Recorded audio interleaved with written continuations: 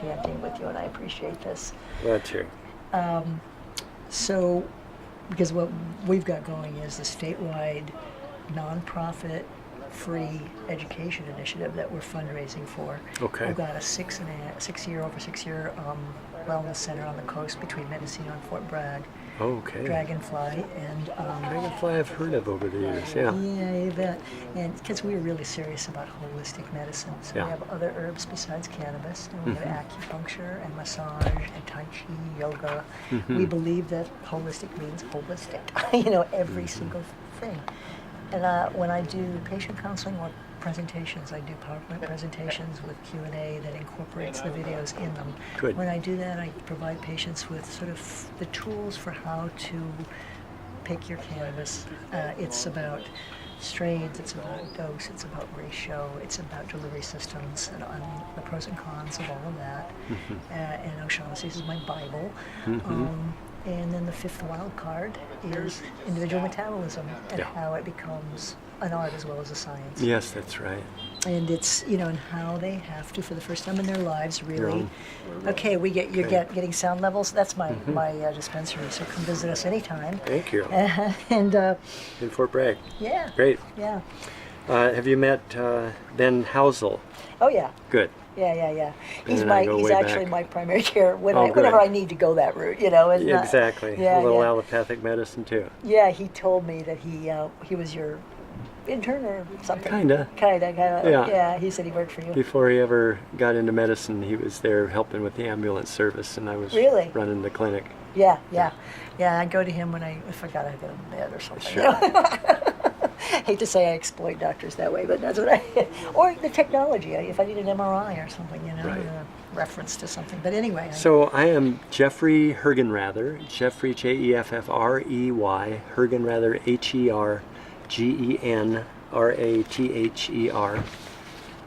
Sometimes use my middle initial Y, but I'm ambivalent about that at the moment. My mom said, "Oh, you took the Y out." Sorry, Mom. Yeah, what's that about? I am an MD practicing medicine in Sebastopol, California. Sebastopol. And I've had a practice devoted specifically to cannabis consultations for the past, 18 years. Yeah. That's fabulous. Pretty much nothing but. Yeah.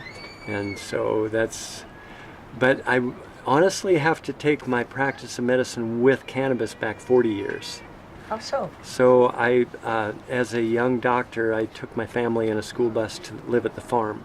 And in Tennessee? Yeah. Woohoo! And so I pretty quickly became the resident doc and replaced Doc John Williams, who was a Tennessee family physician in a neighboring town, and he was coming out once a week and holding clinic.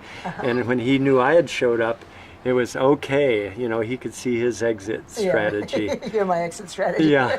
And so I actually started doing locum tenens in his practice as well. So I would go in and cover him for his meetings and vacations and practice in his office. And then he was always there to mentor me as a young doc too. Right, So right. it was great to have him nearby. When patients come to you, they're already in favor of cannabis. They know you're a cannabis doc, mostly. That's right? true. They do. They may be quite ambivalent or worried about it, but maybe their family has kind of nudged them along. I like making a point of the fact that for the first decade or more of my practice, 99% of the patients were using cannabis successfully. They wanted to be legal. So they came to have me hear their story, document their condition, and approve their use. And that's what I did.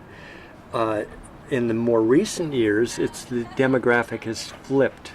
And now the majority are not regular cannabis users and don't really know much about it at all, or perhaps they experimented with it 40 years ago, and now they have serious medical problems and they're coming in to see if cannabis could help. Are you seeing a lot of seniors? A lot of seniors. Us too on the coast. We have a huge retirement community. Yes.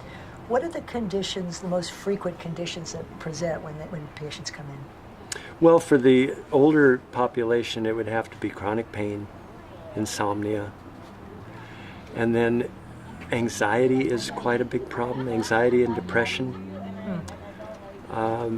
Sometimes appetites are lousy and get worse and they're losing weight. Often their neurodegenerative conditions are showing up and they're presenting with tremors and, other degenerative diseases, arthritis and so forth. Right, and that's what we experience as well. It's very difficult, and I imagine when you talk to your patients, you have to really get them to shift their perspective from the pharmaceutical model, the new ones to cannabis, to a slower approach, because you pop a opiate pill, you get some pretty quick results on the surface level.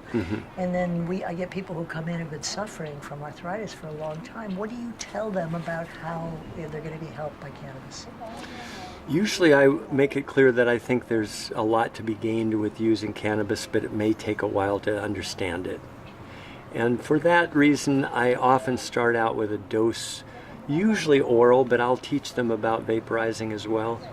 And tell them, I'd rather you start with a dose you don't notice at all and get comfortable doing that before you start pushing it up. I can guess that somebody's going to need so many milligrams of cannabinoids to have an effective dose. But to start there, I think, is often a mistake. It's much better to have them start very low and build up slowly and just develop that confidence. Are you talking with just THC or any cannabinoid? Well, really that THC is the one of interest in that case. So keep it down around a milligram or two initially, and then up from there to 2, 3, 4, 5, and then on from there. And some patients, elderly patients, I've had to go up as high as 30 milligrams per dose of THC. Wow. Which is a big dose for most people. Yes, it is. But if behavior is outrageous and they're not happy, and you can give them a big dose and have them chill out and be manageable, then everybody's happy. The patients are happy, and the families and the staff, everybody involved is much happier. And you would recommend doing the go low, go slow, slowly build up approach of THC for arthritis, which is an inflammation? Yes, but I might also suggest that they should use some topical and see if that gives them some relief. A lot of people will get some relief with topicals. And why not CBD tincture to reduce inflammation? Oh, I would do that too. Yeah, I would definitely. I would say the majority of my elderly patients I'm sending out looking for balanced cannabis medicine, THC and CBD. If they really start with the I can't do THC at all sort of comment, I'll start with just a THC dominant product. But if they say they can't do THC at all? Yes. And they may come in saying that because they've had an experience in the past. They got super paranoid. They didn't like it. They don't want to go there. But now their family is saying, you really need to check this out again. Cannabis is different now. This is very helpful to me just at a practical level aside from the video, because I've been recommending microdosing THC and not increasing the size of the dose, but rather the frequency of the doses, and doing it very slowly to see how your body tolerates, and then adding a second dose during the day, and then a third dose, and then going through a pattern of waiting to see how your body tolerates, and never increasing the size of the dose. Well, that's an interesting approach too, and I suppose we just have more to learn. Yeah, we keep playing with it. And Yeah. I do the opposite with CBD, and I'll build that up to 6 doses of THC a day for fourth stage cancer, but very, very micro dosing on the end of a toothpick, a dot. Okay. Yeah, and then for CBD, I say go start high and back off as you feel better. So like Good. four tincture droppers a day I did for my own arthritis, and then when you start to feel better, go to 3. Oops, you're still hurting, go back up to 4. Play with it that way. You can do that. Yeah, that's reasonable. It is reasonable. I'd like doing that. I've been waiting for years to ask you this. Okay, this is good. Well, and then vapor for more acute relief. Some people just come in from doing something and they are in spasm or in acute pain, and yes, they can take their oral dose, but they're going to have to hang out for an hour before they're going to get the effect. And if they're comfortable with vaporizing or even smoking, I don't discourage that, and we'll let them know that this is a way to get some more immediate relief. So I like to make use of really all methods of administration. With most of my seniors, they're not interested in smoking, but some some patients won't need immediate help with nausea or pain, and I always say smoking is great as symptom management, but less important for getting those phytocannabinoids into the endocannabinoid system is kind of been my approach. This is just all based on just 6 years of playing around with it.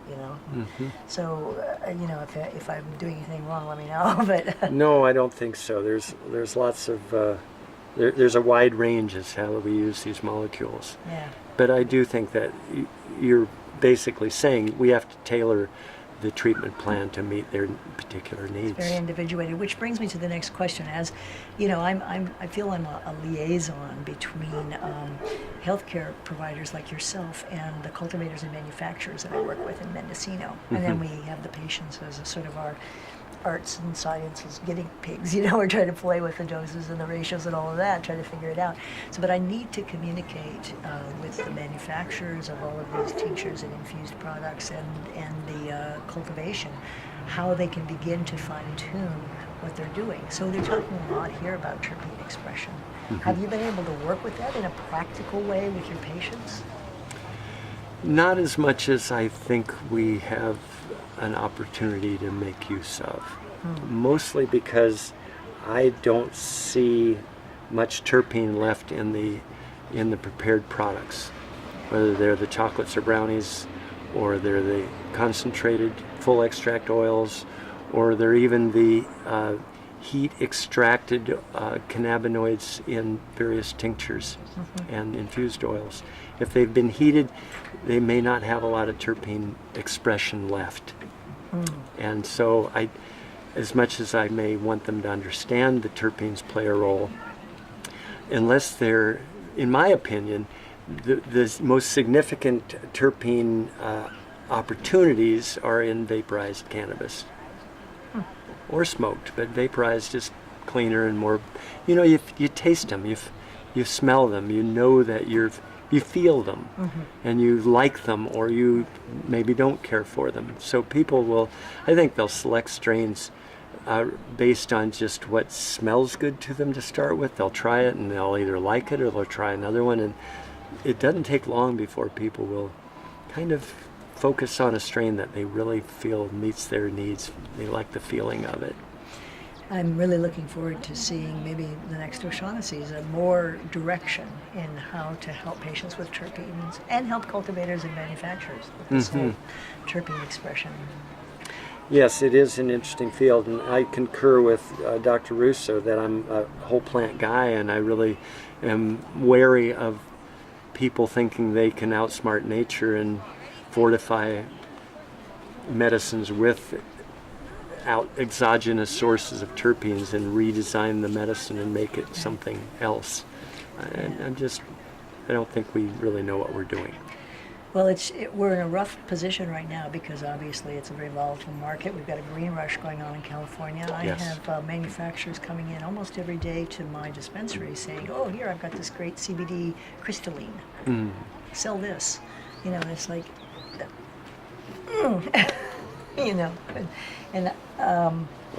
and for patients who whole plant medicine's more expensive because it's whole plant medicine. Right. And I'm invariably encouraging people, even the little old ladies, to put it in their garden, put it in their flower bed, grow their plant, have a relationship with it. Totally. They love it. It makes such a difference when they get involved and feel more confidence in doing that. And then the price of medicine changes radically. Yeah. No, I think that's right. You're one of the few medical cannabis practitioners that are close to the Emerald Triangle, and so the question of how we can begin to, I'm very keenly aware of how much cultivators and manufacturers are really, the folks in California, unlike Oregon and Washington and Colorado, have been doing this for decades. They're passionate about pure and potent medicine, and they're geeking around in their backyards and their kitchens and stuff, and they're trying to figure out how to beat regulations and still produce good quality medicine, Right. And how we can set up some communications between people like yourself and them. And I'm just wondering if you have any thoughts about that. Boy, that's an interesting one. I was explaining in our talk earlier today that the docs have the more restriction than anybody on earth in terms of what we can do in terms of directing people to medicine and aiding and abetting, and it just is a little nerve-wracking to have a very close relationship with producers and with companies and products, although I think this has got to change. You know, honestly, most cannabis doctors that I know are going to say, okay, go to that dispensary and ask for that product. And I probably would have to say, yes, I do that as well. But we don't really want to be known for doing that because it's not without some risk. Well, I'm talking about even beyond that. I mean, we're just on the retail level in a dispensary, but in the actual cultivation and Right. the processing and the manufacture of medicines, there's no communication. Right. You know, and if we don't, the people who know the medicine, like you know who steps in and is taking over this industry. I mean, we have a ton of schlocky products being flooding the marketplace, Yeah. and then certainly on the dispensary level, I actually have stopped doing. Work directly with dispensaries. I'm working directly with patient groups and Great. clinics Great. because the dispensaries don't seem equipped to deal with medicinal. They're all focused on rec. Well, what I would hope would be that if the patient shows up at the dispensary and says, I am looking for a balanced THC CBD full extract oil, that would get things in gear to have their producers hear what's being asked for, and it would be in the marketplace That's the before ideal. long. That's the idea. I mean, that should drive the evolution of this, but it doesn't seem to necessarily work that way. And I think having more direct input is probably valuable. And, you know, Russo and myself and other clinicians are, generally speaking, aiming at about even proportions of THC and CBD for a lot of medicine these days. Really? So it's pretty useful. I mean, personally, I really like using THC in some conditions, and in others, you know, where people are just, I can't do this, then I'm going to direct them to the CBD dominant type 3 cannabis, where these are very low psychoactivity and they're going to be able to use it without any worry. But honestly, I will also prep them in that initial meeting and say, look, you're going to want to maybe start with this high CBD, but I'm going to nudge you along to be looking to more of a balanced THC CBD product as time goes along, because it's a better medicine. That's interesting. I've differentiated between conditions, and we've got a 25 to 1 CBD to THC Great. tincture.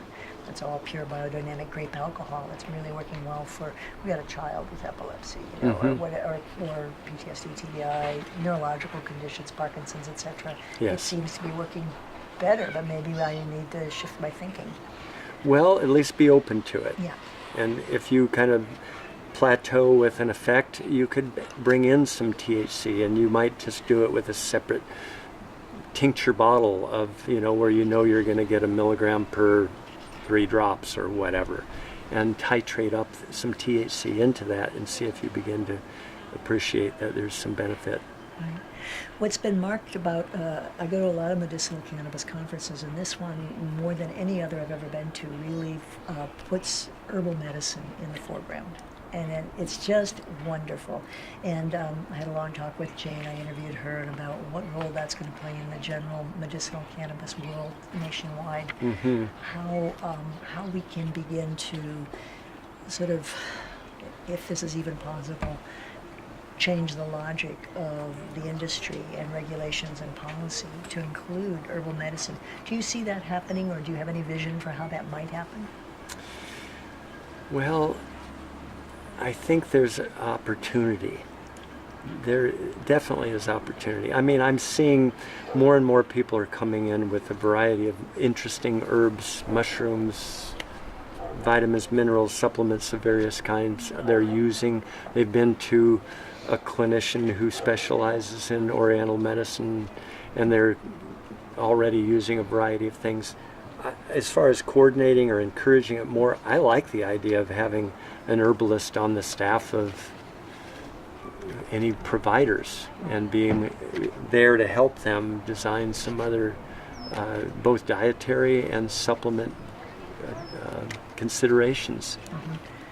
we're coming up with new understandings on a research level every day. I mean, this notion that there's a third target besides CB1 and CB2, that's great news. Mm-hmm. How do you think that the research and development among people doing work like Dr. Rousseau, how is that going to affect the product development henceforth? Well, I do think it's made a difference already just in bringing CBD to the forefront. I mean, this has an interesting history, and when you really tease out what happened, my view of this has been that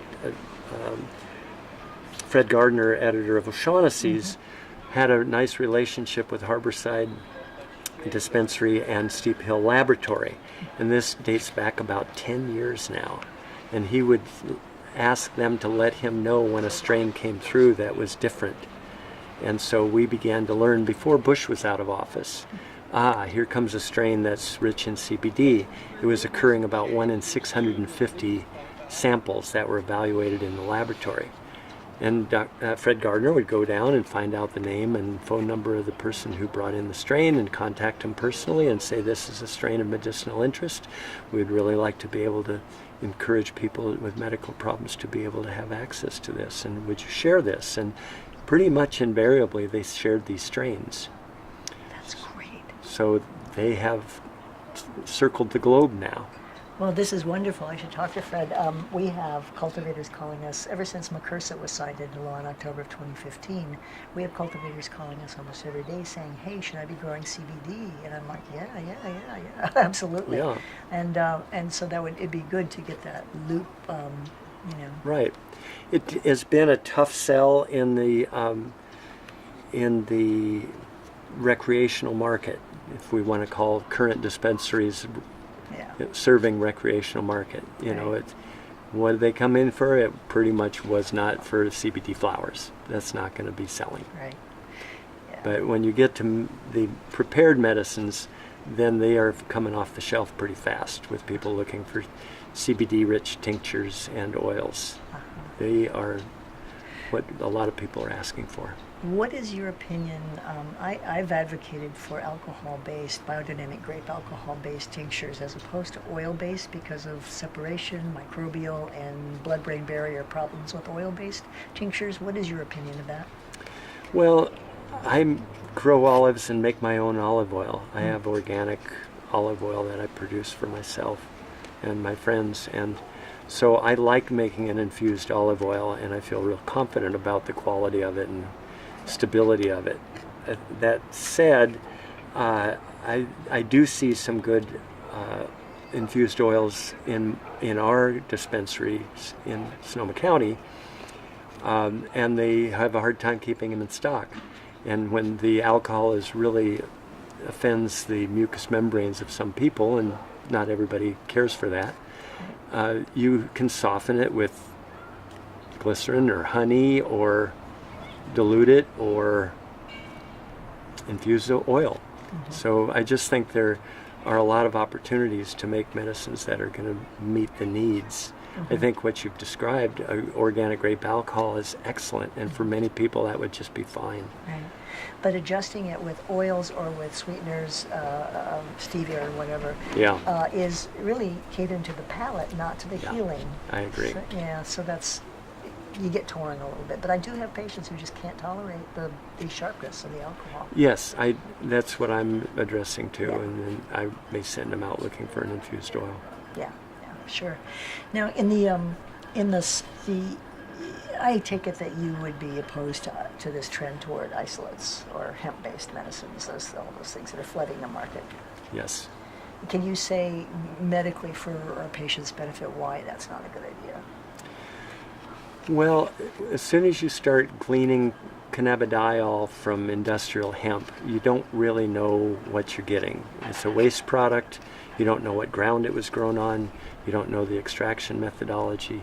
You don't know what residues might be left over. Are there going to be dangerous heavy metals in there? Do you end up with only CBD? And if you end up with only CBD, there is a dose response that's problematic. It is biphasic. And you probably understand that for a while you give a dose and you get a nice anti-inflammatory effect, maybe pain relieving effect, and you keep going up on dose, and that disappears, comes back down again.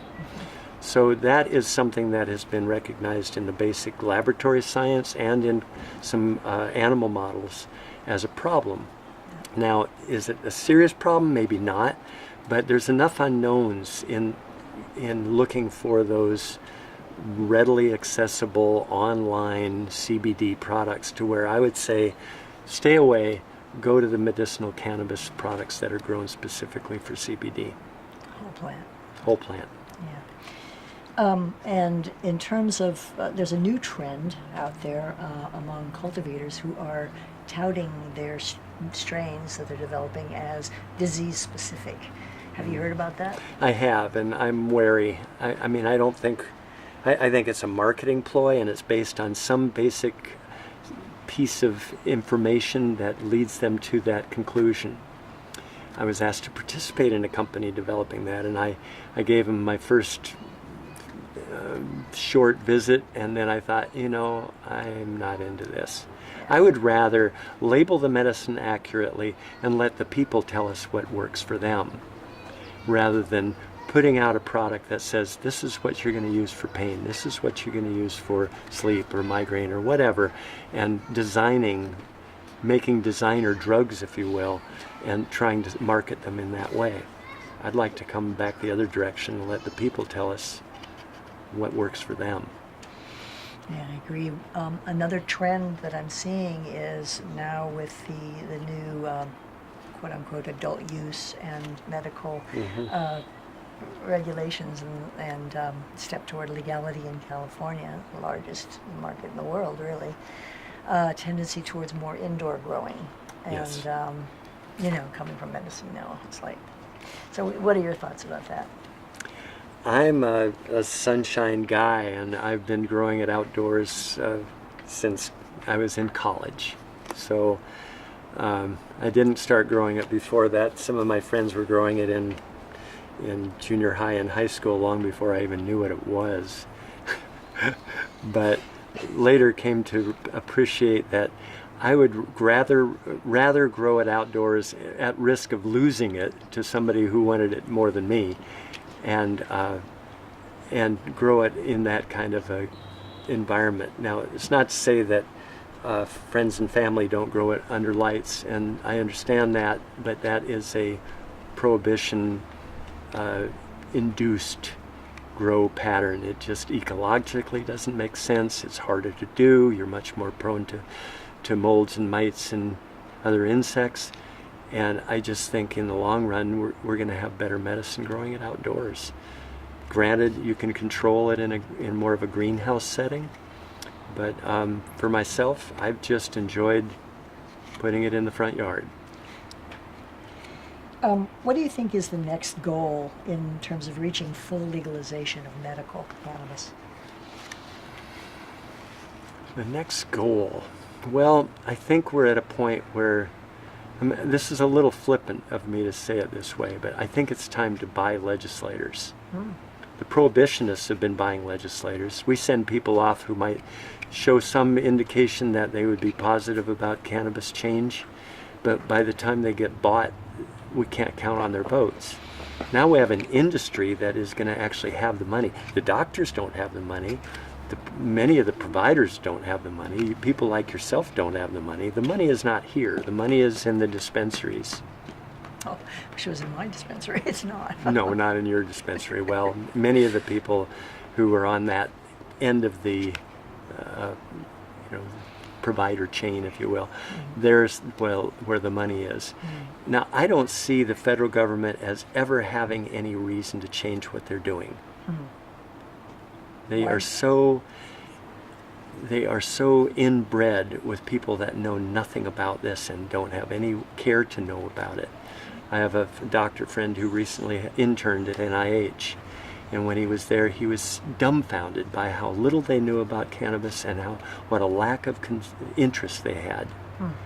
They say things like, we don't want to have cannabis studied for glaucoma because we already have medicines in the pharmacies that work as well or better than cannabis. Wow.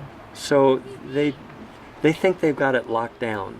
This is a combination of the revolving door between those industries that are benefiting, mainly the pharmaceutical industry, and those people in these bureaucracies in the United States. And so I don't think we can count on rational thought. We haven't been able to up till this time.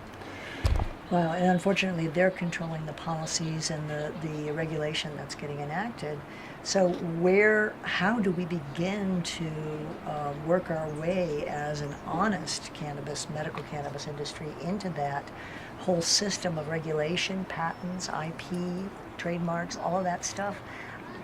Not that we like doing that, and I think we'll lose the thousands of years of herbal tradition orally passed down and all the beauty of how it's been done. But this is the reality we're facing. Well, so many of the states have gotten very restrictive about who's growing and what strains, and following from seed to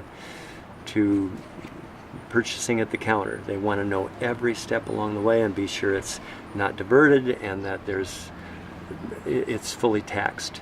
And I think this is going to end up resulting in a reduction of some of the genetic choices that we have. I'm a real proponent about people growing their own medicine and sharing strains and cultivars to where we have lots of choices out there and lots of breeding going on. This has brought us what we have today. It's been word of mouth of cannabis successes that has changed the world. That's the way we have changed the world, and to keep pushing on that, I think, is very important and valuable. So yes, I want to see medical cannabis come to a new level to where we can count on measured medicine and here's what you can get for these various conditions. At the same time, I want every home in the country to have cannabis in their flower beds. We encourage all our patients to grow their own as well, but I know so many small medicine makers in the hills of Mendocino who are actually thinking of quitting because this is so daunting, the sort of restrictions that are going to be placed on them by the state and the county. Yeah, that worries me. Yeah. We've had a good system up till now, and I'm a little concerned that we're just forcing it more underground, and more law enforcement and more arrest and incarceration will follow. So people are not going to want to comply with all these regulations. Yeah, exactly. Well, we're wrapping up here. How can we end on an optimistic note? Yeah, let's try to turn this around here. Well, it's certainly the medicine speaks for itself and what it can do for us, both for protection and for making our health better and improving our conditions is so important. So that's really the most important thing about this is it really is. Healing and people. And a conference like this with the good people here, it really gives witness to what you just said. So, all right, well, that'll work. Okay. Thank you so much. It's really nice meeting you and getting nice to talk you with too. you. I hope we can work together sometime in the future. Thank you. I hope so too. Yeah, all right. I got your Come card. visit. Thank you. It's all right. Take care. Okay, cool. And I'd love to get, if you get a chance, it's only 16 minutes long. Yeah, I'll do it. I'll check it out. And give us any input you care to. I appreciate it. Okay, sweet. Very nice. Thank you so much. So are you part of the Palm Drive? I heard they were doing a Yes. dispensary at Palm Drive. Is there the hospital there? Well, what happened was they asked me to close my office and move into an office that Palm Drive supported. Yeah. And they put up the money and got the office rebuilt and put me in there as the cannabinoid specialist. And I went along for 8 months and then got a message on my phone that I have that the doors have been locked. Come get your stuff. Whoa! So the new CFO and CEO who came in said that we're still on the hook for the lease on this property, and they couldn't really justify it because the hospital was having a hard time meeting payroll. Whoa! So they closed the cafeteria, they fired 35 more people, and they closed the office I was in. Oh my God. So luckily, a family doc in town said, "Hey, I've had a partner retire. I've got space. Come on over here." So it's actually a better deal. Oh, So I feel good like for I'm you. in a really good spot. So I appreciated what they were intending to do. It's just that it's so difficult to make small hospitals operate efficiently. You know, Yeah. we've been doing extensive coverage on that district hospital in Fort Bragg. Wow. So Just yeah, we barely. you know, quite Hanging in there barely. Barely. Yeah. You know, barely, this could yeah. all change by the feds reimbursing differently. It's Yeah. really a national Tragedy. in a way. tragedy that is really orchestrated from on high, and this tertiary care and procedures and expensive products and